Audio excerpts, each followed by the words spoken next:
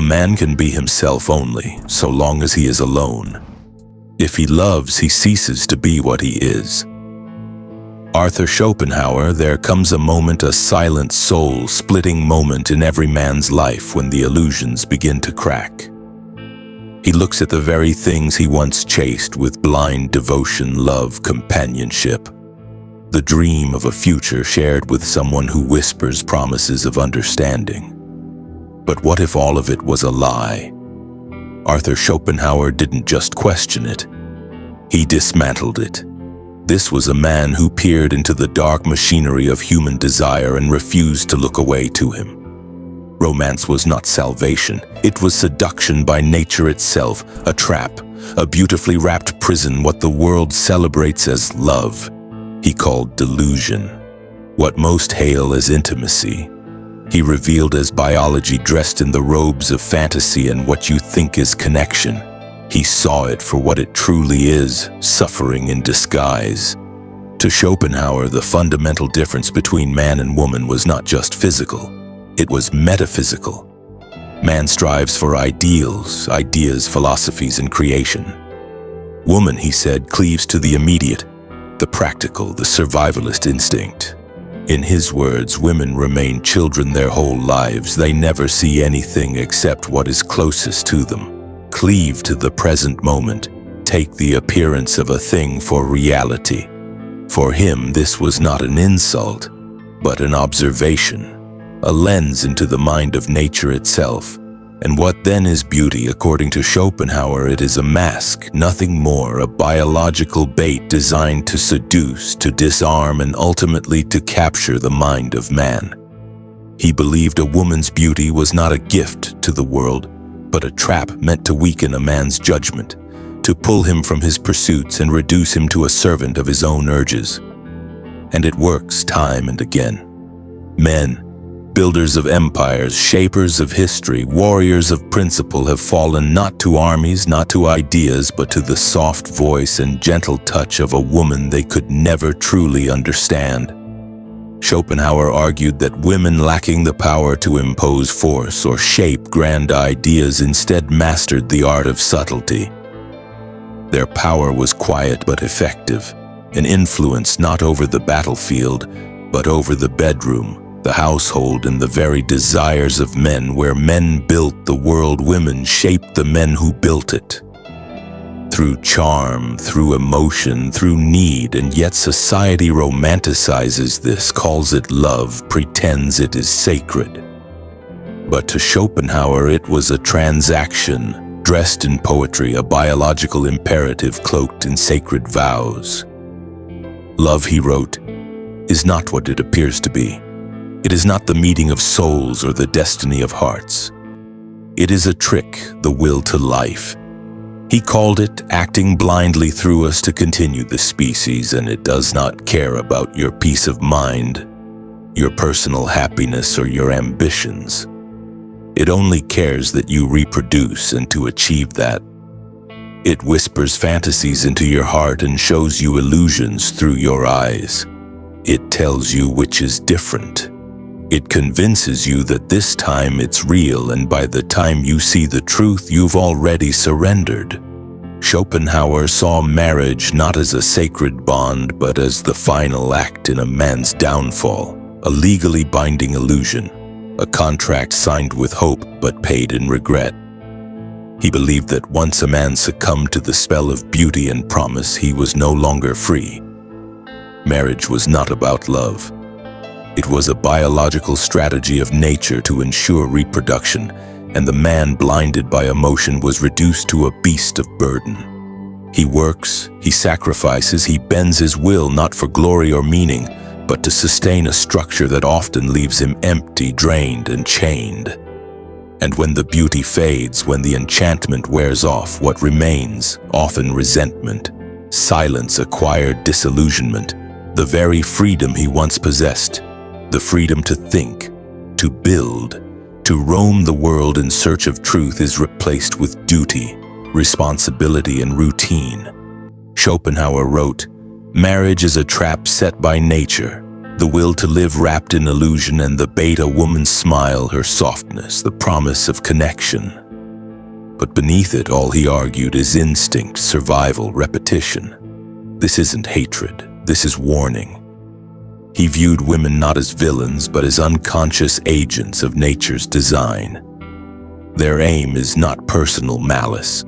It is fulfillment of their biological imperative to seek security, to ensure their own survival and the survival of their offspring. And to do so, Schopenhauer claimed, women developed a superior skill set in emotional influence, not logic, not strength, but persuasion, cunning, intuition. And it's in this space, this emotional battlefield, where so many men lose, not because they are weaker, but because they are unaware. They fight with logic in a realm ruled by instinct. They reason where they should resist. Schopenhauer saw that in this arrangement, men often become pawns. They build the house, but it is no longer theirs. They strive in their careers only to hand over the fruits they dream. But their dreams become diluted by the weight of obligation. And all the while they convince themselves this is fulfillment, that the sacrifice is noble, even necessary. But beneath it, many feel the gnawing ache of something lost, a voice they no longer hear, a fire that no longer burns, a version of themselves buried under layers of compromise. He warned of this fate, not to condemn women, but to awaken men, to open their eyes to the forces at play, to see through the veil before it's too late. He spoke to men not as enemies of women, but as seekers of truth. Because in Schopenhauer philosophy, it is not woman that destroys man. It is man's ignorance of woman, his romanticized delusions, his failure to understand what drives the dance of attraction and what it often costs him. The tragedy, then, is not that men love, it is that they love blindly, that they give their soul to an idea they never questioned, that they confuse desire for destiny and seduction for sincerity. And when the illusion finally fades, when reality sets in, they are left with more than broken hearts. They are left with broken lives. Schopenhauer's brilliance lay not in his bitterness, but in his clarity. He stripped away sentiment and exposed the machinery beneath the raw, unfiltered forces of nature that drive us all, whether we see them or not. He saw men not as oppressors, but as victims of their own longing. Men, he argued, are noble by nature, rational, driven builders of thought and civilization. They erect empires, paint masterpieces, solve the riddles of science, and wrestle with the great philosophical questions. But all of it, every achievement, every ounce of progress, is vulnerable to collapse the moment a man surrenders to unchecked desire. Because once a man falls under the spell, he begins to serve not his purpose but hers. He becomes willing to sacrifice his mission for the approval of one person. He begins to compromise his values for comfort. He reshapes his identity to be more palatable, more agreeable, more desirable.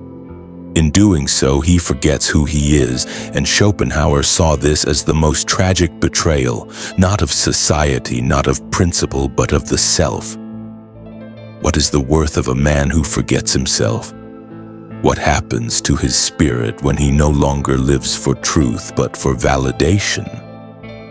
Schopenhauer observed that many men are not broken by hardship or war or poverty, but by love, or rather by the illusion of it, by the soft poison of dependency. And it is here, he argued, that women, consciously or not, hold power because they do not need to dominate with force. They dominate through need, through presence, through charm, through silence. They rarely demand obedience. Men offer it, and they rarely ask for sacrifice. Men volunteer it, and so begins the slow erosion. First, it is the time he once gave to his ambitions. Then it is the fire that once burned for his craft. Then it is the solitude that once gave birth to ideas. One by one, these pillars fall until the man who once stood tall is now kneeling, not in reverence, but in resignation. His purpose becomes maintenance. His joy becomes avoidance. His dreams shrink to accommodate someone else's comfort. And yet the world celebrates this. They call it maturity, responsibility, even love. But Schopenhauer challenged us to question, what if it's not growth but surrender? What if the man who gives up his fire isn't evolving but fading? He believed the truly awakened man sees beyond these illusions. He doesn't hate women, he understands their nature. He doesn't reject love but sees it as what it is, a force to be respected, not worshipped. And most importantly, he protects his soul from being consumed by the things that once promised happiness but only brought distraction. This is not a call to isolation but to awareness, to step back and ask, am I the man I was meant to be, or have I become someone else for the sake of peace, attention, or fleeting pleasure? Schopenhauer's voice is not one of anger. It is one of warning, a quiet but unrelenting truth echoing through the generations, calling men back to themselves before it's too late. In Schopenhauer's world, the highest form of man is not the lover, the husband, or even the warrior. It is the philosophy, her, the one who sees the game for what it is and chooses not to play. The one who turns away from the noise, from the seduction, from the applause of others, and instead faces the silence within. He believed that only through detachment could a man be free. Only by renouncing the illusion of fulfillment through others could he begin to understand his true nature.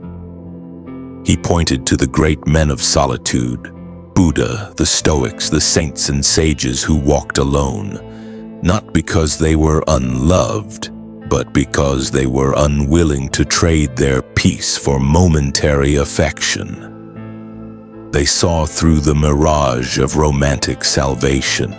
They chose wisdom over warmth, clarity over comfort, and it was in that solitude Schopenhauer argued that man finds power, not the kind that dominates others, but the kind that reclaims the self. This path is not for everyone. Most will reject it. Society will call it cold, detached, even bitter. But Schopenhauer didn't write for the masses, he wrote for the few.